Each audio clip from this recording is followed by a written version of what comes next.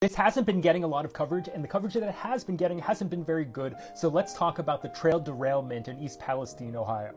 East Palestine's about an hour north of Pittsburgh, almost halfway to Cleveland. Norfolk Southern has a rail line that goes right through town, and this derailment happened right on the edge outside of town on the border of PA and Ohio. Of the cars that crashed, 5 of them contained vinyl chloride. It's a monomer used to make PVC.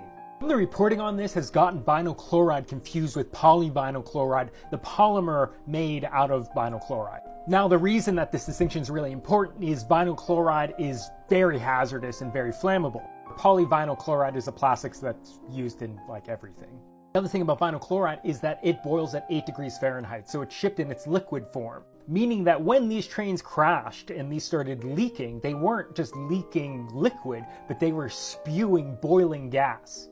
So vinyl chloride is really toxic. OSHA has the permissible limit of how much you can be exposed to it during an 8-hour shift as a 1 ppm part per million, average over 8 hours. So prior to this, the biggest spill of this chemical was in New Jersey, where one train car and about 23,000 gallons of vinyl chloride were spilled, but it didn't catch on fire. Now, this crash in Ohio has 5 train cars. These kinds of tanker cars can carry between 25 and 33,000 gallons. Let's call it 250 to 250,000 pounds of vinyl chloride. That's per train car, 5 train cars. There's maybe 1 million pounds of this toxic chemical spilling into the ground and also boiling off into the air. But then it caught on fire. I think this is where the reporting is really bad because no one is mentioning what the byproduct of vinyl chloride burning is. Of the many byproducts of burning vinyl chloride, one of them is hydrogen chloride.